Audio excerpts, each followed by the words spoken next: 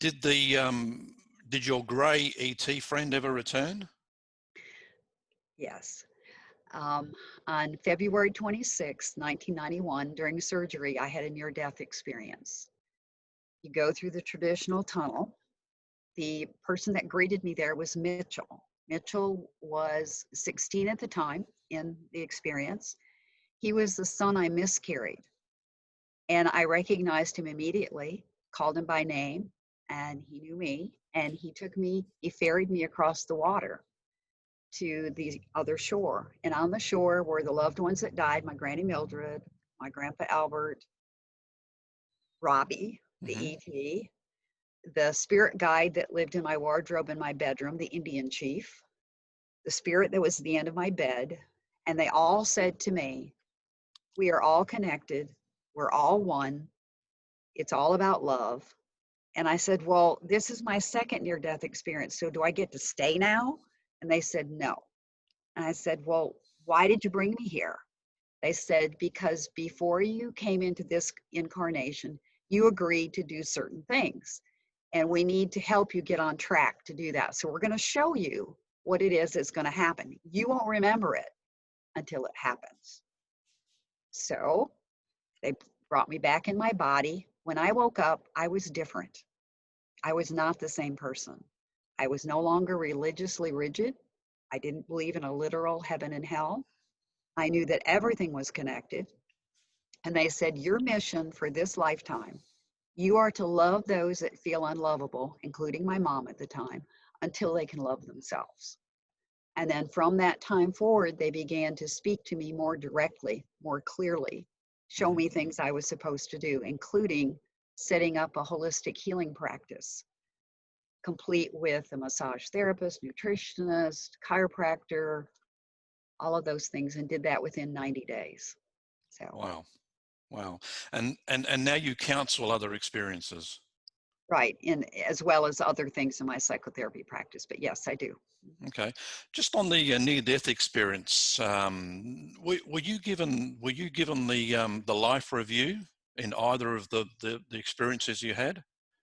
I had had hypnosis done years prior to that because I kept have a reoccurring vision and I wanted to know what it was. I was irrationally afraid of water and I couldn't figure out why.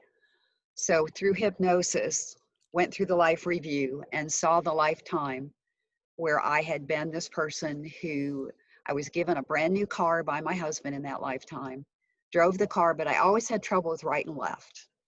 And instead of putting my foot on the brake, I put it on the gas pedal, went over the bridge and drowned. Wow, And I geez. relived that in the hypnosis. And then the angels took me heavenward, and then I waited till my next lifetime. Well, that wasn't sufficient for me, being the kind of investigative person I was. I wanted to go see if this was real. So I went back to Massachusetts to what I had seen in the hypnotic session, found the church, found the cemetery, found all the things to document what had happened. Wow. In the interviews I've done on the on NDEs, a lot of people have their life reviews, and they see that their life is basically being planned, and they get to choose. They get to choose the life they come to, and then my question was, well, does that explain why you get two people who both get the same opportunities in life, um, and can both go along the same path, but one's successful and one's terribly unsuccessful? Is this got to do with having your life planned from the beginning? The way that I perceive it is that we get choices. We are given the opportunity to learn lessons. If we learn the lesson, we've completed that lesson, we can go on to another one.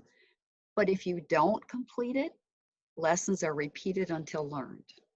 So for me in this present lifetime, I was married to a person that I had been with multiple lifetimes before.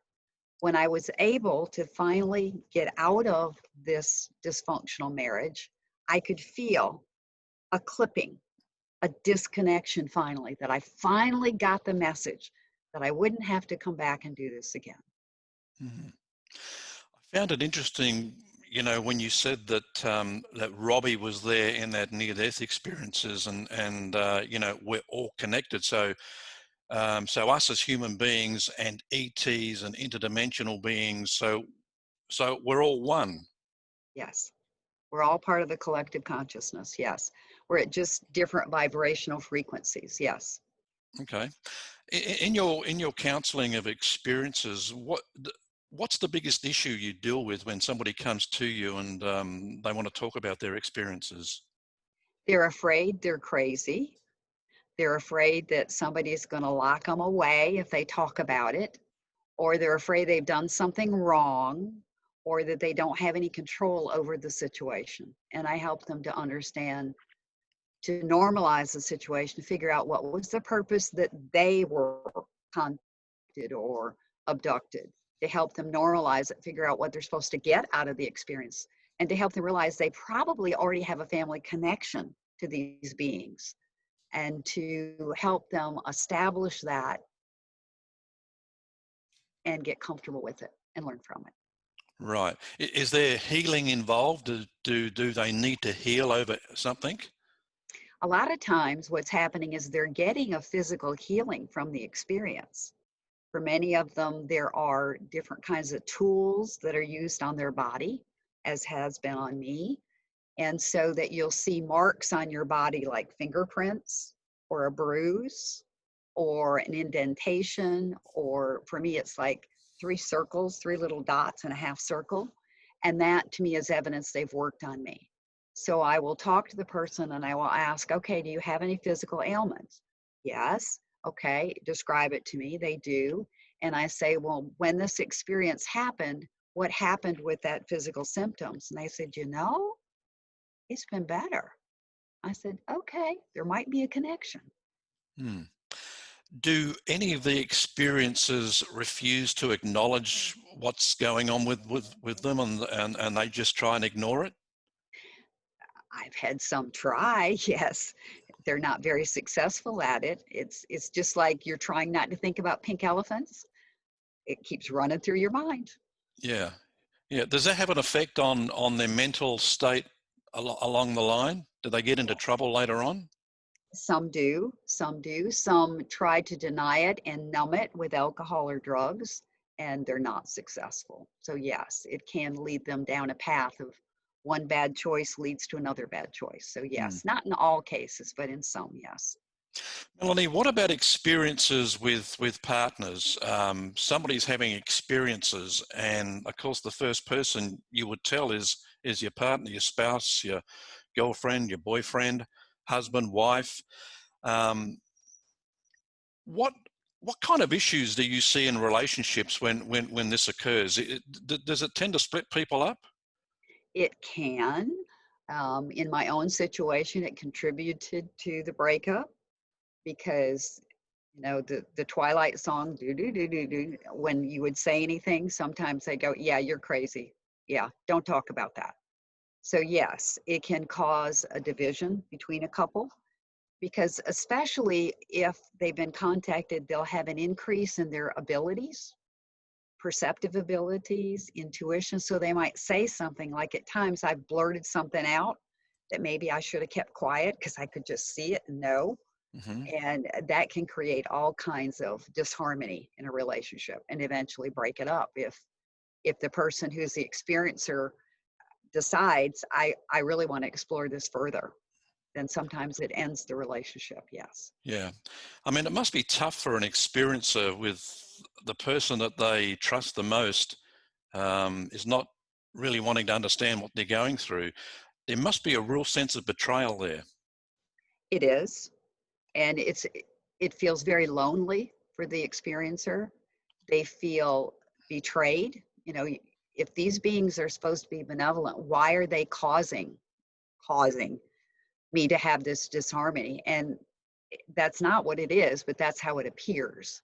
And once they accept, okay, this relationship isn't working out, maybe I need to explore other things, they will often find after the fact, oh, I couldn't see the whole picture. I can now. Hmm. Have you ever had an instance where somebody wasn't believing their partner that they were having experiences, and a non-human intelligence has intervened and kind of, kind of shown the partner that yes, they are having these experiences. I have not personally known of some of my clients having that happen, but there's been experiences that took place that the partner didn't want to recognize. Okay, that might be what you're talking about. They just want to ignore it. Yeah, yeah.